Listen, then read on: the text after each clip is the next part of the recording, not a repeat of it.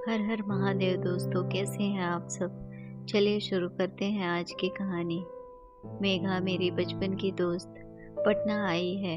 Airport आए भाई ने जब ये बात बताई तो मैं खुशी से चहक उठी। मेघा से मिलने की बात सोचकर ही मन मयूर सा नाच उठा। अपने पापा की पहली पुण्यतिथि पर आई थी। मैं भी चली गई संजय चाचा की पुण्यतिथि के कार्यक्रम में शामिल होने। सबसे मिलने के बाद मेघा को खोजती मेरी निगाहें मनोरमा चाची ने भांप ली। उन्होंने कहा, मेघा अपने पापा की तस्वीर के पास खड़ी थी कुछ देर पहले और थोड़ी देर अकेले रहने के लिए कहा है। तू जा देख, अभी शायद वही होगी। संजय चाचा जी के फोटो की तरफ मुंह किए खड़ी मेघा के पीठ पर हौले से हाथ रखा तो चौंक कर पीछे मुड़ी। मुझे देखते ही लिपट कर बिलख पड़ी। मुझे लगा अपने पापा के लिए दुखी है। मैंने दिलासा देते हुए कुछ कहना चाहा, पर मेघा की आंखों में छुपे हुए कुछ अनकहे दर्द देखकर मैं चुप हो गई। मेघा मेरे साथ छत पर चली गई। जाड़े की गुनगुनी धूप और बचपन की सहेली का साथ बहुत सुहाना लग रहा था।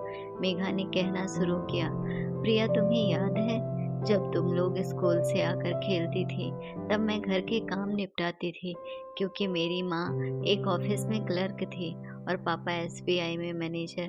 दोनों भाई राजकुमार की तरह घर में रहते थे और लड़की होने के कारण घर के काम मेरे हिस्से में आते थे। मम्मी के आने के पहले सारे काम करना था, वरना मम्मी चिल्लाती, बाहर से मर खप के आओ।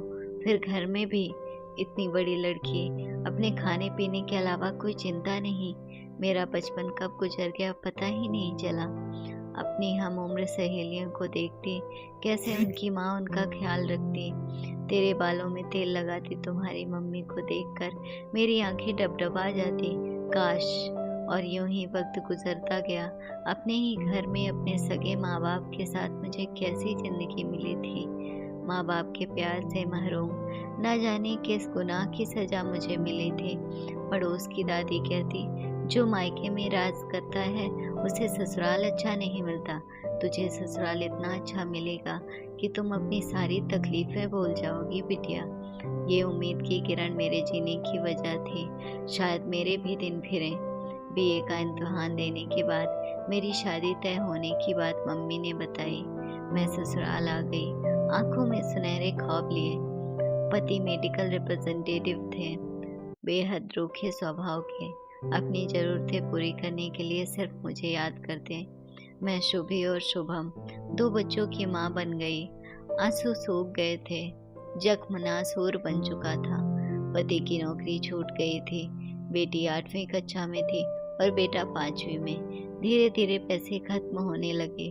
पति को जब भी काम ढूंढने को कहती तो बुरा भला कहता, मेरी किस्मत को दोष देता। बीए की डिग्री पर मुझे कुछ ढंग की नौकरी भी नहीं मिलने वाली थी। थक हार कर मायके गई। मुसीबत के वक्त औरत को सबसे पहली उम्मीद शायद यहीं से होती है। मदद के नाम पर मायके से एक साड़ी और 500 रुपये मिले थे। मम्मी पापा ने अपनी आर्थिक स्थिति ठीक नहीं होने की बात कही, जबकि घर की संपन्नता और रहन सहन देखकर साफ पता चल रहा था कि कितना झूठ बोल रहे हैं।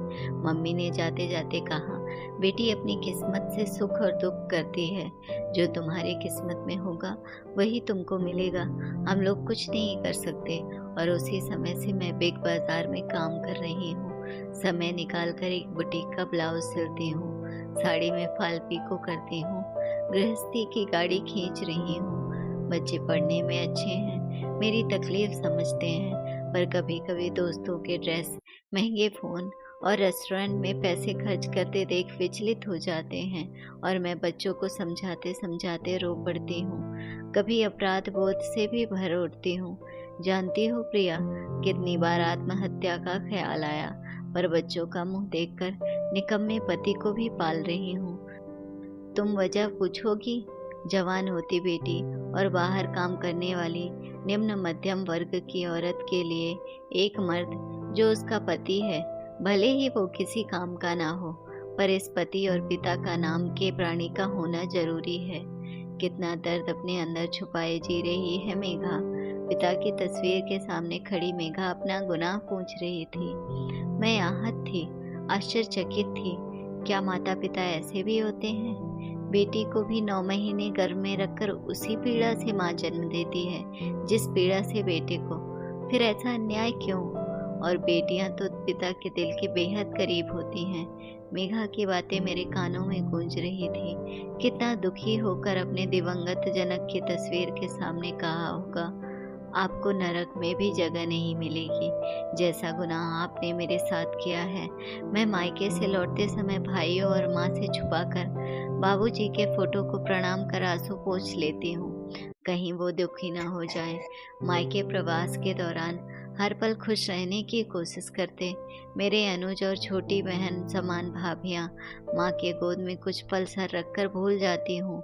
2 टीनेजर बच्चों की माँ हूँ। माँ की गोद होती ही ऐसी है। ये छोटे भाई कब बड़े होकर पिता की परछाई बन जाते हैं, पता ही नहीं चलता।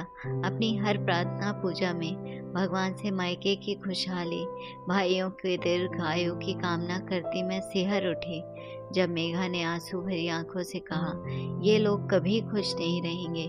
मेरे आंसू, मेरी हाय इन्हें जरूर लगेगी। दोस्तों, अगर आपको हमारी कहानी अच्छी लगी हो तो अपने दोस्तों के साथ भी शेयर कीजिए और कमेंट में ज़रूर बताइए कि कैसी लगी ये कहानी। और हाँ, चैनल को सब्सक्राइब करना ना भूलें। धन्यवाद।